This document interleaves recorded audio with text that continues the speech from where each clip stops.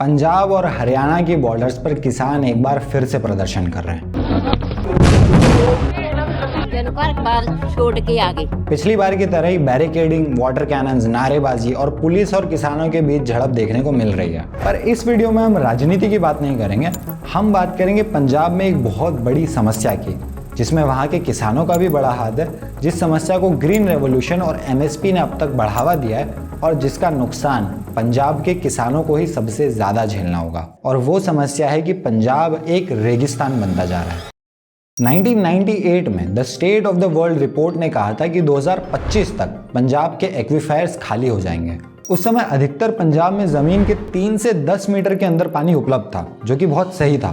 पर आज पंजाब में अधिकतर जगहों पर केवल ट्यूबवेल से ही पानी मिलता है और पानी 20 से 30 मीटर गहराई में मिलता है और 84% पंजाब में तो वो 30 मीटर से भी गहरा है। यानी उस रिपोर्ट की बात काफी हद तक सही साबित हुई। फास्ट फॉरवर्ड 2020-21 में सेंट्रल ग्राउंड वाटर बोर्ड की रिपोर्ट के अनुसार ये वाटर लेवल 2039 तक 300 मीटर से भी नीचे चला जाएगा और इस लेवल के नीचे पानी की क्वालिटी बहुत गंदी हो जाती है और वो पीने तो दूर फसलों के लिए भी काम नहीं आता। यानी ये वो समय होगा जब पंजाब में ground water for all practical purposes बचेगा ही नहीं। आज़ादी के बाद के पंजाब में कई चीज़ों की खेती होती थी। गेहूं और चावल की खेती में लगभग 39% ज़मीन इस्तेमाल होती थी और बाकी जगह पर दालें, मक्का, जौ, बाजरा, कॉटन, गन्ना और ऑयल सीड्स जैसे सनफ्लावर वगैरह की खेती होती थी। और फिर 1960 के दशक में आता है green revolution. If we can keep this so-called green revolution alive, there is a hope that it will generate a whole new rhythm within their internal economies. इसके तहत पंजाब में ज़्यादा उपज देने वाले बीज और फर्टिलाइजर्स प्रोवाइड किए गए, किसान ट्रैक्टर्स का इस्तेमाल करने लगे, इरिगेशन नए तरीकों से होने लगा। इसी के साथ कुछ फसलों पर मिनिमम सपोर्ट प्राइस या एमएसपी देकर बेसिकली सरकार ने किसानों से उन फसलों को खरीदने का वादा कर दिया। सरकार फिर इन फसलों को खरीदकर पब्लिक डिस्ट्रीब्यूशन सिस्टम के माध्यम से गरीबों को सस्ते में बेचती थी। ग्रीन रेवोल्यूशन देखा जाए तो काफ़ी सक्सेसफुल रहा। उतनी ही जगह में फसलों की उपज बढ़ गई और उसी के साथ किसानों की इनकम भी। ग्रीन रेवोल्यूशन से भारत एक फूड डेफिशिएंट इकोनॉमी से दुनिया के सबसे बड़े एग्रीकल्चरल नेशंस में से एक बन गया। पर आज पलटकर देखने पर पता लगता है कि ग्रीन रेवोल्यूशन की कहानी शायद उतनी भी सुनहरी नहीं थी। हालांकि वो हरी क्रांति का खमियाजा सानू आज भुगतना पै रहा है कि साडा पानी जिहड़ा बहुत ज्यादा वाटर लेवल थले चला गया। ग्रीन रेवोल्यूशन में हमने हाई यील्ड वैरायटी के बीज इस्तेमाल करना शुरू किए, खासकर गेहूं और चावल। थोड़ी देर पहले हमने देखा कि ग्रीन रेवोल्यूशन से पहले पंजाब में गेहूं और चावल की खेती 39% जमीन पर होती थी, लेकिन आज 84% जमीन पर केवल ये 2 फसलें ही उगाई जा रही हैं। अब हाई यील्ड वैरायटी के बीज में प्रोडक्शन तो बढ़ जाता है, लेकिन उन्हें नॉर्मल फसलों से कई गुना ज़्यादा पानी भी लगता है और इस एक्स्ट्रा पानी के लिए इरिगेशन पंप्स के द्वारा ग्राउंड वाटर का इस्तेमाल शुरू हो गया। यानी ज़मीन के अंदर से पानी निकालकर सिंचाई की जाने लगी। आज की तारीख में पंजाब में लगभग 3/4 हिस्से में सिंचाई ग्राउंड वाटर से ही होती है और केवल 26% सिंचाई सरफेस वाटर यानी नदियों और झीलों वगैरह के पानी से होती है। और ये बहुत बड़ी बात है, क्योंकि पंजाब वो जगह है जहाँ एक समय पर 5 नदियाँ बहती थी। इनफैक्ट इसके नाम से ही ये साफ हो जाता है। और ऐसे राज्य में अगर 70% से ज़्यादा सिंचाई ज़मीन का पानी निकालकर हो रही हो, तो इसका मतलब कुछ ना कुछ तो गड़बड़ है। The Supreme Court has also expressed concerns over the reducing groundwater in Punjab. They observed water table in Punjab is going down. We do not want another desert over there. Main problem देखा जाए तो यहाँ चावल की है। 1 kilo चावल उगाने में 2500 लीटर तक पानी लगता है। एक्सपर्ट्स कहते हैं कि 6 महीने में होने वाली गेहूं की फसल की 4-5 बार सिंचाई करना होती है, वहीं 4 महीने में होने वाली चावल की बारिश के अलावा भी 30 बार तक सिंचाई करना पड़ सकती है। 1970 में पंजाब में लगभग 7% एरिया में चावल की खेती होती थी और 2013 तक यह नंबर 36% तक पहुंच गया है। तो कुछ इस तरह से ग्रीन रेवोल्यूशन के बाद से ही पंजाब में ज़्यादा से ज़्यादा चावल की खेती के लिए वहां का ग्राउंड वाटर एक्सप्लोइटेशन शुरू हो गया और हम उस परिस्थिति में आ गए जहां डायनामिक ग्राउंड वाटर असेसमेंट 2022 की रिपोर्ट के मुताबिक पंजाब के 153 ब्लॉक्स में से 117 ब्लॉक्स ओवर एक्सप्लोइटेड है। तो कुल मिलाकर पूरा पंजाब ही ओवर एक्सप्लोइटेड है। वहाँ का एनुअल ग्राउंड वाटर एक्सट्रैक्शन है 28 बिलियन क्यूबिक मीटर और एनुअल ग्राउंड वाटर रिचार्ज है लगभग 19 बिलियन क्यूबिक मीटर। सरल भाषा में साल भर में जितना पानी बारिश वगैरह के कारण जमीन में जाता है, उससे 50% ज़्यादा पानी आप हर साल निकाल रहे हो। अब जाहिर सी बात है, ऐसा अगर कई सालों तक होता रहेगा तो पहले जो पानी आसानी से मिल रहा था वो अब साल दर साल मुश्किल होता जाएगा। और जैसा हमने देखा 2039 तक तो पानी मिलना लगभग बंद ही हो जाएगा, क्योंकि तब केवल वही पानी बचेगा जो हर साल बारिश वगैरह के कारण रिचार्ज हो रहा है। और इस सब के कारण आने वाले समय में सबसे ज़्यादा नुकसान किसानों का ही होने वाला है, क्योंकि पानी की ज़रूरत सबसे ज़्यादा उन्हें ही है।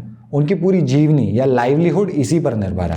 ओके, तो पंजाब एक भयानक वाटर क्राइसिस से गुजर रहा है, इसमें कोई दो राय नहीं। पर इसका सोल्यूशन क्या है?